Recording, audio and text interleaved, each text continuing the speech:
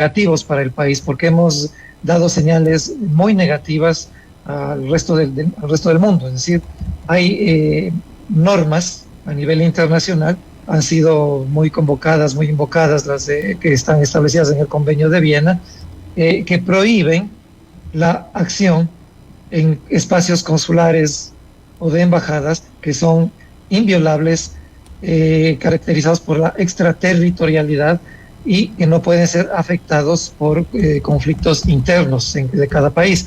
Eso lo hemos transgredido y de esa manera se ha abierto un debate muy fuerte a nivel de las organizaciones internacionales, de la OEA, de la Corte Internacional, ya en este mismo momento por la demanda de México, en la Organización de Naciones Unidas, donde tenemos un representante permanente en el Consejo de Seguridad, que apenas el 2 de abril ya había convocado lo escrito en la Convención de Viena para condenar el ataque israelita a la embajada de Irán en Damasco. Pero días más tarde hicimos lo que hicimos. Estamos en ese sentido, insisto, mandando un mensaje a nivel internacional muy negativo.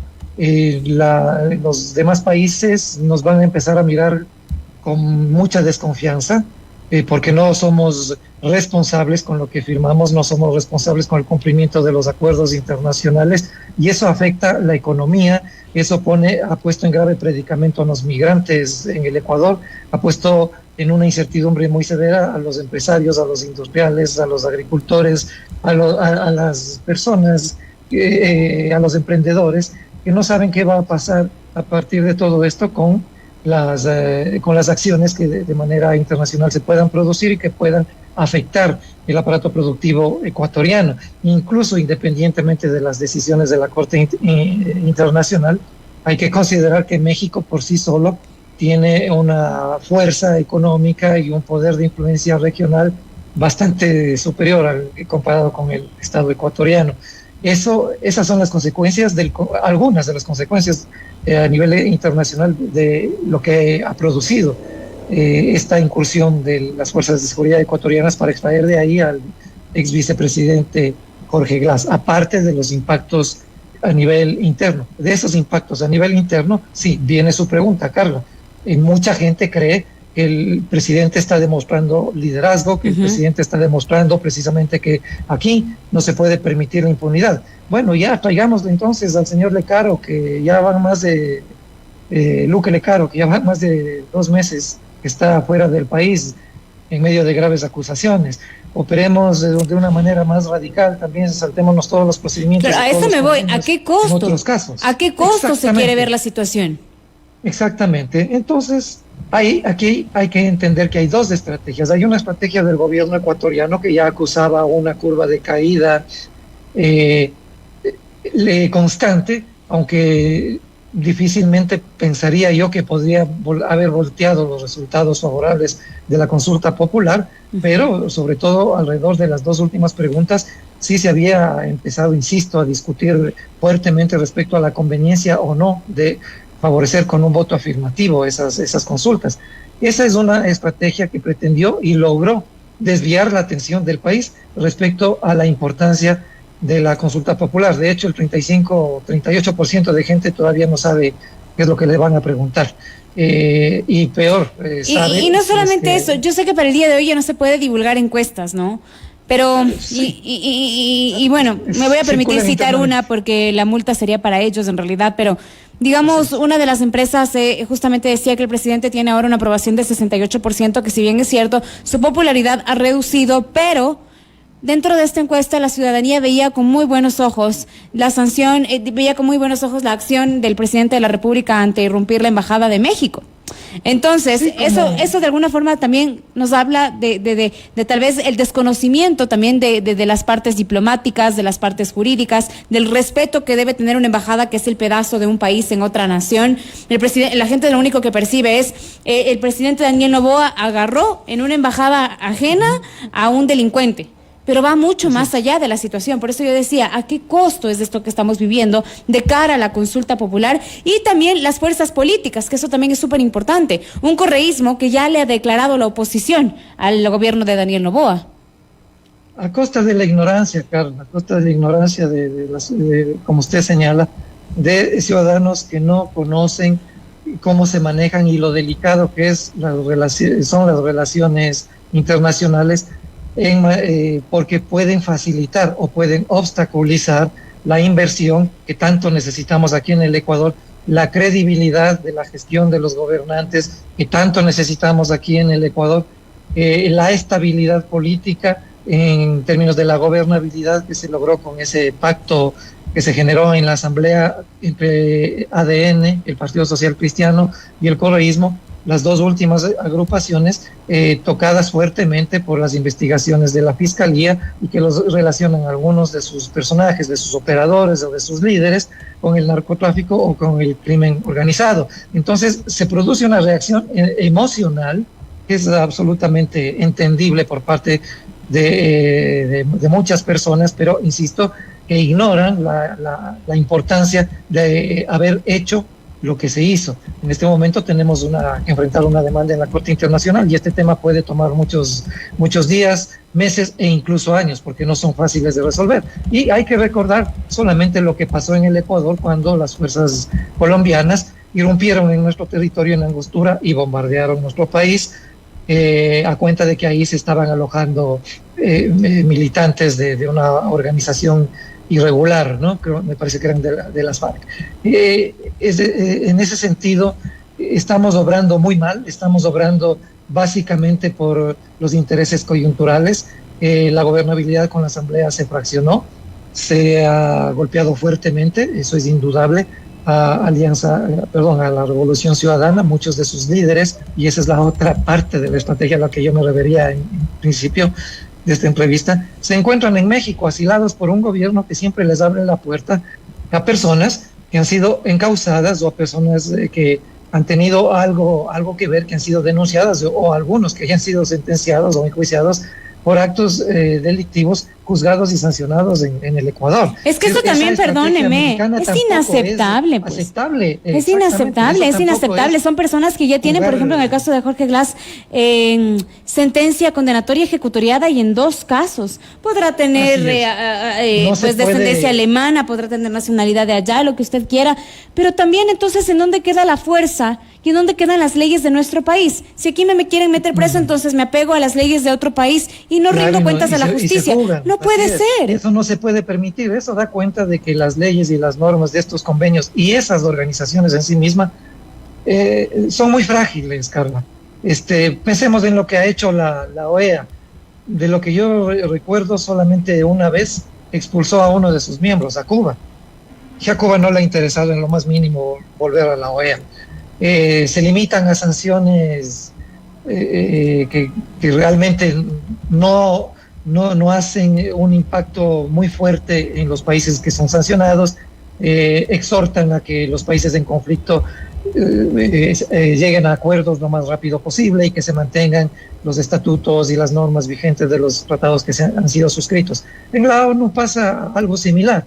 Bueno, es una organización a la cual incluso le debemos 8 años de aportes, eso es una vergüenza a nivel internacional, pero aparte de eso también, el único caso que yo recuerdo de que han expulsado a alguien por haber cometido alguna infracción o por presión de la comunidad internacional fue a Taiwán, y al expulsarle a Taiwán vino la China Popular a ocupar ese asiento. Es decir, son esas dos entidades, desde mi muy personal perspectiva, son instituciones que muy poco hacen y muy poco ayudan para generar la gobernabilidad que se requiere en los países que son signatarios. En este momento son los pueblos de México y del Ecuador los que están afectados. No solamente es un juego de estrategias entre los gobiernos, un gobierno que apoya y que abre las puertas para que a cuenta de asilo político se fuguen personas que han sido juzgadas y sancionadas debidamente por organismos de justicia de un país, en este caso del Ecuador,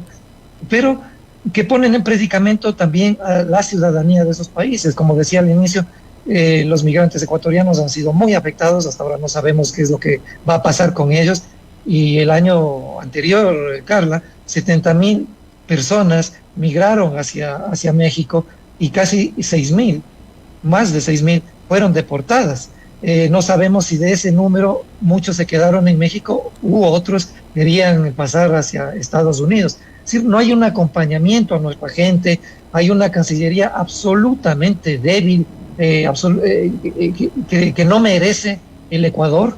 Creo que el Ecuador merece una Cancillería y un gobierno mucho más pendiente internamente y externamente de los ciudadanos que le ofrecieron su confianza, y que para que tengamos la autoridad moral de ejercer presión en organismos internacionales de los cuales somos signatarios, también obremos con mayor responsabilidad, pongamos en esos cargos a gente que puede realmente hacer una gestión adecuada, asesorar al presidente, decirle esto es lo que puede pasar. Pueden venir demandas internacionales, no de las Naciones Unidas, como está pidiendo AMLO en este momento, ¿no? Que nos expulsen de la ONU hasta que no pidamos disculpas y garanticemos que esto no se va a volver a repetir, no solo en México, sino en cualquier otro país. Miren en la circunstancia que nos ponen, o sea, nos ponen al Ecuador como un país políticamente irresponsable, como una banana república que puede hacer lo que quiera, con tal de que en medio de un contexto preelectoral el gobierno de turno gestione la política internacional del modo que más crea conveniente, en medio de una narrativa que defiende la soberanía. Pero no cree usted, yo entiendo que se violaron en ese sentido. Yo entiendo que se han violado todos los estamentos relacionados a la diplomacia con otros países, incluso la seguridad jurídica del Ecuador en estos momentos. Pero más allá de eso también veamos desde el otro lado. Y no quiero justificar con esto lo que ha sucedido, en absoluto. Pero esto también marca un precedente ante la justicia de nuestro país. Sí, aquí hay y me refiero al timing que estamos viviendo en estos momentos, porque por una parte tuvimos en esta semana las declaraciones de Javier Muñoz, de Alex Palacios, que denotan corrupción total en la libertad de Jorge Glass, escrita desde el auto en el computador de Wilman Terán, la salida de Jorge Glass, la libertad de Jorge Glass. ¿Qué tanto le ha costado al país, pues? Porque es la única persona de la Revolución Ciudadana que en estos momentos está respondiendo ante los actos de corrupción, porque todos los demás se encuentran huidos. Y en segundo lugar, ¿cómo ve también las declaraciones y el timing de lo que está pasando en el juicio de Carlos Polit? Claro, Concienzado Santos ha hablado y ha mencionado que le han entregado 18 millones de dólares a Jorge Glass. Si bien es cierto, esto tendrá que probar la justicia, no lo estoy diciendo yo estoy replicando lo que en realidad se está haciendo de parte de todos los medios de comunicación.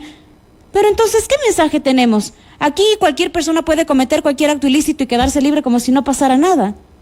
Así es, Carla. Y esto no ha pasado recientemente. Ahora lo que estamos viendo, gracias a los operativos de la Fiscalía, es una red de corrupción y de impunidad que se implantó en el país desde hace mucho tiempo, y sobre la cual muchas fuerzas políticas, muchas instituciones miraron hacia un lado o taparon bajo la alfombra lo que estaba pasando, o fueron cooptadas, o sea, adscribieron a esos liderazgos y a esa organización que manejaba esas redes de corrupción y de política. Por eso señalaba en esta entrevista que esas organizaciones internacionales deben revisar, están obligadas a revisar los estatutos y las normativas que les permiten apelar al asilo que ha sido acordado por la mayoría de países o por la totalidad de países que suscriben esos acuerdos, para abrir las puertas a delincuentes enjuiciados y sancionados por el país de origen que está pidiendo, cuyo personaje está pidiendo asilo político en una embajada que en ese momento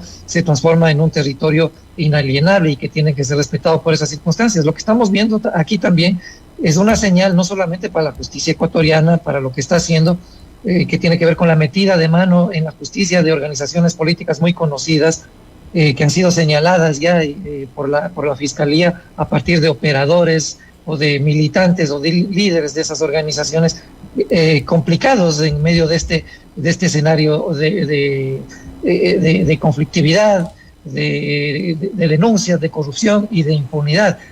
No puede ser que lo que dictan los organismos internacionales no sea coherente con la situación que están viviendo los países, con las situaciones que están viviendo los ciudadanos. Aquí tenemos gravísimos problemas de inseguridad y mire usted, aquí están peleando por el control del territorio del narcotráfico cárteles internacionales que proceden de México, entre otros lugares, ¿sí? Entonces, es cuestión solamente de atar cabos y decir cuál es el interés de esa nación de abrir las puertas a personas que de una u otra manera, a través de investigaciones de la Justicia Nacional, han sido involucradas con la violencia, con el crimen organizado, con la corrupción, con la metida de mano en la justicia, con la contaminación de las funciones del Estado, del Consejo de Participación Ciudadana. Tenemos elecciones y tenemos un referéndum que va a ser manejado por una institución que siempre está bajo sospecha, Carla.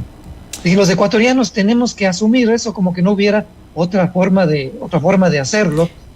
Claro, porque la participación ciudadana se diluye cuando vamos a votar, sí o no, y muchas veces siendo víctimas de una manipulación publicitaria o de una narrativa que nos muestra solo lo que les interesa que veamos a las élites que gobiernan y no lo que en realidad está sucediendo. Que hemos dejado de discutir. Yo creo que esto también marca un precedente internacional. ¿Por qué razón? Porque internacionalmente, ahora mismo lo que podemos observar es que definitivamente la OEA no nos pone una sanción, pero sí nos condena, pero sí rechaza las acciones de Ecuador, pero también hace un llamado a que se revisen las reglas de a quién se debe otorgar asilo político, algo que es bastante común en América Latina.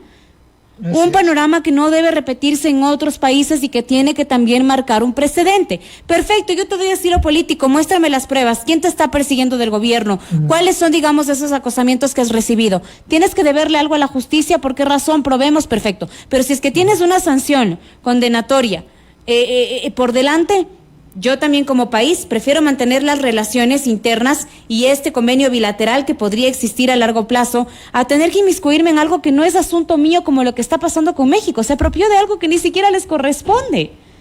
Claro, no nos olvidemos que ahí también están en campaña electoral y vuelvo a repetir, Carlos, o sea, no nos olvidemos cuáles son las fuerzas internacionales de narcotráfico que están operando en nuestro país disputándose el control del territorio. Algunas de las más peligrosas proceden de México, ¿sí? Ese es un tema que hay que reflexionarlo mucho. Y el mensaje internacional, además, es otro. La Convención de Caracas, que es anterior a la Convención de Viena, ya define cuáles son los mecanismos que deben mediar para que un país conceda o no asilo a alguien que lo está solicitando. Eso supone que esos países a los cuales se les está pidiendo asilo tienen la potestad de juzgar si en ese país este personaje que está pidiendo asilo es un perseguido político o es un delincuente, ¿ya? Ahora mismo hay asilados políticos en la embajada argentina en Venezuela.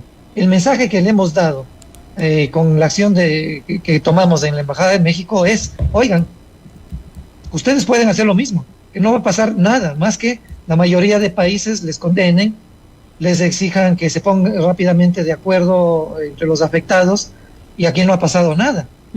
Y acordémonos que ni Pinochet, ni el mismo Nicolás Maduro se han atrevido a violentar embajadas de otros países. Entonces, hay que sopesar todos estos elementos, y yo entiendo, soy absolutamente no solo solidario, sino coherente en el sentido de que no se puede permitir y fomentar el asilo de delincuentes que han sido enjuiciados debidamente, de manera transparente y sentenciados por una justicia asimismo transparente. Pero el problema aquí, Carla, es que ni la justicia es transparente, ni los mecanismos que utilizan son transparentes, y las investigaciones muchas veces caen en descrédito. Es decir, estamos los ciudadanos enfrentando una situación en la que el principal enemigo que tenemos es la política, porque la política se mueve por intereses, y esos intereses están demostrados una y mil veces que están contaminados por agentes internacionales que solo miran por su provecho y no por lo que la ciudadanía merece, no por lo que la ciudadanía demanda, no por lo que la ciudadanía necesita. La política es la que ha fomentado la incubación del narcotráfico desde hace años en nuestro país, a vista y paciencia de autoridades que eran responsables de evitar que esto ocurra. La política ha sido la que ha contaminado las funciones del Estado, la que ha puesto a la Asamblea y al Ejecutivo en los peores niveles de credibilidad que ha podido sostener un gobierno en cualquier país del mundo. La política es la responsable de no haber fomentado fortalecimiento a través de la capacitación de ciudadanos que responsablemente puedan candidatizarse para ser funcionarios en el legislativo, en el ejecutivo, en las funciones del Estado, y solamente se les requiere ser bachilleres. ¿Gracias a qué? Gracias al nefasto Código de la Democracia que defiende a capa y espada también el nefasto Consejo Nacional Electoral y algunos otros políticos. Con eso hemos habilitado a que tengamos un país en el que votamos un poco más de 17 millones de personas, pero tengamos 285 organizaciones políticas que se crean como clubes electorales para cada elección obtener algún tipo de rédito. Si logran en elecciones locales concejalías o consejerías, si logran en elecciones nacionales diputados, y no se diga apoyan la elección de un presidente, pedirle de luego a estas organizaciones, a estos presidentes, a estos alcaldes, a estos prefectos, cuentas, ¿no? Y esto se ha vuelto un negocio. Tenemos un país absolutamente contaminado por una mala política y también por la permisividad de los ecuatorianos, que creemos que nuestra responsabilidad termina cuando vamos a las urnas y depositamos nuestro voto. Y luego ahí es el momento clave. Más bien, ese es el momento clave. No, antes de eso, cuando debemos exigir que se discutan los temas que nos están proponiendo, que se establezcan sanciones para los que no cumplen sus promesas, que se establezcan sanciones para los que hacen campaña antes de que legalmente puedan hacer campaña. No solamente cuando nosotros vamos a emitir el sufragio, sino después. Y como decía, tenemos una entidad electoral que tiene el 18% de credibilidad, pero siempre ha estado bajo sospecha. Acordémonos de los apagones, acordémonos de cómo abruptamente han bajado las tendencias de votos de ciertos candidatos y de la noche a la mañana asoman otros candidatos con una votación supremamente superior a la de los anteriores.